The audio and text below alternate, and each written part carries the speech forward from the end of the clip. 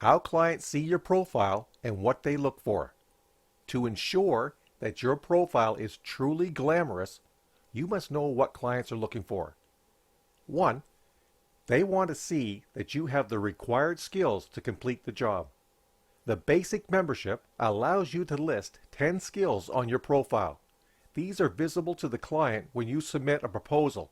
Use them wisely. Use them all. 2. They want to see that you speak English. Use your profile as a way of demonstrating your English speaking skills, or if you're a writer, your writing skills. 3.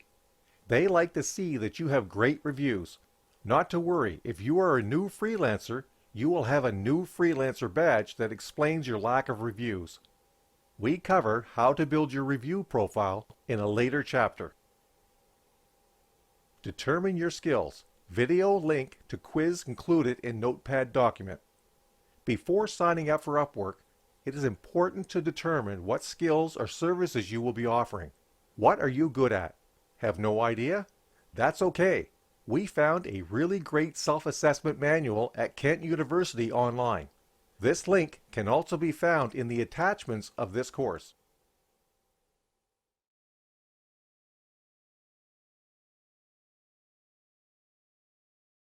Now let's look at some key elements of your proposal. The proposal acts as a roadmap, and to someone that might be unfamiliar with working with a freelancer, this can help them better understand what this type of work entails and what it's going to cost. It's your job as a freelancer to familiarize the client with what you do, what they should expect from working with you, and you must communicate this effectively. Writing a compelling proposal that wins the client. Nobody likes receiving a templated letter, or especially a non-recipient specific message. For example, don't do this. Dear sir, we are writing to confirm the process of which we will provide design services to your company. If it were me receiving this type of message, I'd immediately delete it. It's cold and impersonal. You're not a robot, and if you're one person, don't inflate your business and use pronouns like we, us, or our. There's no value in trying to be perceived as a team of people if that's not the truth. When you go to write your proposals, spend the time to research your clients and their industry to better understand them. Some clients will include information about their business in their ad. Some won't. Don't be afraid to ask for more information about the project. Here's how you don't write persuasively. The proposed logo redesign will enhance the existing brand. I will map this work to your company values and work with you to ensure success. That doesn't sound terrible, but it looks so. Insert company name here. It's cold and generic. This doesn't convey care or interest. Instead, write like this. The proposed logo redesign should reflect a funky, fun, and approachable company that strives to convey brand values of trust, quality, and play. This type of wording may pull keywords that the client themselves used in their listing, and this conveys the type of image they're looking for. This shows you understand what they're in need of and that you have a direction for the project that matches their own vision of it. Clients don't like to waste time reading. No one does. So don't write your proposal to be more than 2 to 4 paragraphs. Here's a breakdown of what must be included in your proposals. Brief introduction. Include a brief synopsis of who you are and what you bring to the table. Goals. What's the client looking for and how are you going to deliver on their needs? This is your chance to demonstrate a solid understanding of what your client needs. Use this to describe how you'll deliver a solution. Regurgitate and even quote words your client used in the listing.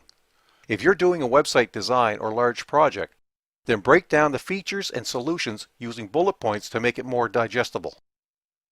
Timeline. How long will the project take to deliver? Include phases and relevant milestone dates if it applies. Cost. State your price and or price per deliverable. As an example, X number of dollars per t-shirt design. Add examples of your work. Let the client know that you actually have the desired experience by showing them work that you've done in the past.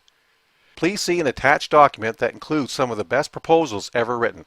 You may use these for inspiration, but please do not copy.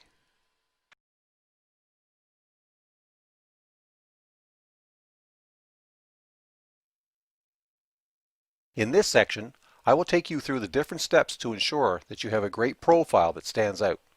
Let's start with some tips and tricks for creating a winning profile. Grammar. Grammar is extremely important to set you apart from other freelancers. The better your grammar, the more secure the client will be, knowing that communication will be easy. If your English is not that great, don't fret. There are plenty of employers who are willing to take the chance on a freelancer who is simply able to follow instructions. However, we recommend that you carve out some time for personal development. Please review the attached list of free websites that offer basic English courses and lessons. What to include in your About section and header. What you include in your About section is also important, as your success at landing a job is largely dependent on how clients perceive you after reading it. Your About section is like a sales pitch. You must use this opportunity to convince the client to buy your services. In this lesson, I share with you my process for writing a killer About section. 1. Have a winning opening sentence. An opening sentence can make or break your profile. You want to start with a line that will draw the reader in and keep them there. 2. Don't just lead with the facts. People need to know more about the real you. Facts alone don't persuade. Make your profile a window and not a wall. 3. Tell the story of your professional journey. Explain how you got to where you are today. This doesn't have to be a chronological list. Make it interesting. Enable people to understand how you know what you know. 4. Tell people how you can help them. Be specific. Add a list of the services that you provide. 5. Demonstrate how you've provided solutions for others. Link to your portfolio and list projects you've worked on. We will discuss how to build a portfolio in a later lesson. Image. I have never seen a faceless freelancer get hired. You must upload an image of yourself. Clients like to know that they are dealing with a real person. Show them that you are human. Here are some tips for deciding which of your many selfies to choose from. 1. Stick with headshots. Upwork profile images are only 320 by 320 pixels. Make the most of this by focusing on your face, with your trusting eyes and charismatic smile. 2. Ensure that you are wearing professional attire. You don't need to be wearing a suit, but the client shouldn't be wondering if you're a bodybuilder instead of an accountant. Though you can be both. First impressions count. Look the part. Ensure that you are well groomed. 3. Ensure that your background is professional and relevant. Clients don't need to see your grandma or your 5 dogs, unless you're a writer whose niche is writing about dogs. 4. Smile. Flash those pearly whites. There's nothing that draws people in like a great smile. Tests. If you're a newbie with no prior experience, taking tests is extremely important. These allow you to demonstrate that you have some kind of experience in or knowledge of the skills listed on your profile. If you are from a country where your first language is not English, the very first test you should take is the Basic English US test. Clients like to know that the flow of communication between you will be seamless and there won't be any project delays due to language barriers. Video trailer. More and more freelancers are leaning towards adding intro videos to their profiles. In the world of online work, it can sometimes be difficult to establish a personal connection through written profiles. Having an introduction video on your profile is a great way to build rapport with clients looking for talent. An introduction video provides a preview of your unique characteristics and what it'll be like to work with you. Top clients hire freelancers who are a joy to speak with and passionate about their trade. Videos enable you to quickly build a bond that can set the stage for that perfect freelancer-client match. Name. Ensure accurate. Please ensure that you use your real name when signing up for your account. You may use a variation of your name, but nothing that is too far off from the name on your photo ID. For example, if the name on my photo ID is Jonathan, I can use John. However, if I use, say, Jay, I may have issues verifying my identity. Profile verification. This is a simple process that lets Upwork and potential clients know that you are who you say you are. To verify your identity, Upwork will need the following documents. A current and valid government-issued photo ID. Depending on where you're from, acceptable documents include a passport, driver's license, a national ID card, or a voter ID. Student IDs and library cards are not accepted. A recent billing statement that includes your name and the address that is included on your account. These should be no older than 6 months. Acceptable documents include bank statements, credit card statements, utility bills. If you do not have any of these documents, Upwork will accept a utility bill with the same address included on your account with somebody else's name as long as you share the same last name. Just let them know that you live with the person. For example, if I live with my dad and his name, Jim Gordon, is on the electricity bill, I can submit that documentation as proof of address.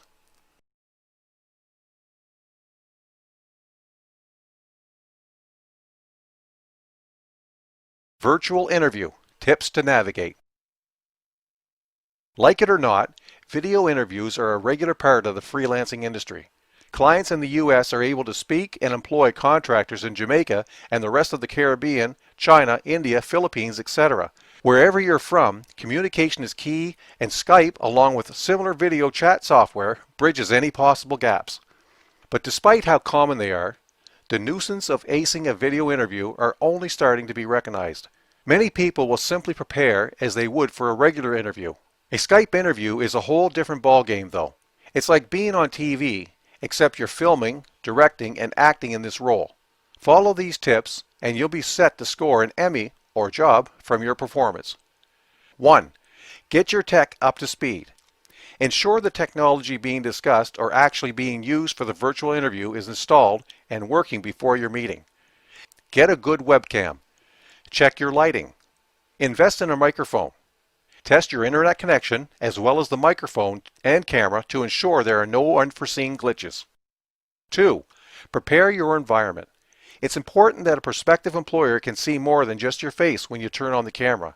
The bedroom is one of the worst places to conduct an interview. If possible, position your computer and webcam so there's a blank wall in back of you. If that's not possible, manipulate the background so it appears you are in a professional setting. Think bookshelves in the background rather than your unmade bed. Turn off the television, radio, and other noise before beginning, and make sure pets and children are situated so they don't make unannounced and unappreciated guest appearances. 3. Dress for success.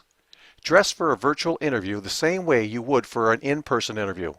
Although you will be conducting a virtual interview from the comfort of your home, you shouldn't dress like you're lounging on the couch, binge watching the latest Netflix series. I suggest that only simple jewelry be worn to keep from distracting the interviewer. The same goes with showing a lot of skin and having clean nails without crazy nail polish. Make sure to wipe your face if you have oily skin, because it will get picked up easily by the lighting and the camera. And don't chew gum. 4. Also try to avoid jokes about the online part of your job interview. Remember, companies that are hiring remote workers are used to dealing with people comfortable with collaborative platforms. Don't mention how weird it is to interview with someone virtually, because it makes you look inexperienced. Always act like you've been there before. 5. Stay focused and make eye contact. People have a habit of looking at themselves in the small window on their screen. Try to remain focused on the interviewer. Do not appear to be looking at something else on your screen. Do not appear to be distracted. If possible, look into the camera. 6. Be yourself. Think of virtual interviews as the speed dating of the work world. Organizations want to get a quick sense of who you are, so they can determine if you will fit into the company's culture. Instead of trying to be the person you think the interviewer is looking for, be yourself. Being true to yourself is the best way to highlight what you can offer, and will make it easier for the organization to determine if you're a good fit. Some additional tips are: have a professional Skype handle. I would not want to hire you if your Skype handle was Sexy Mama 69 or Big Daddy 87. Turn off notifications on your computer and close other software programs. Prepare any questions that you may have for the interviewer. If your interview consists solely of audio, invest in a good microphone and try to eliminate background noise and echoes. Make a call to a friend to test the quality of your audio before your interview. And obviously, do your research on the company and, if possible, the interviewer as well. Please see the attached resource for a comprehensive list of basic interview questions.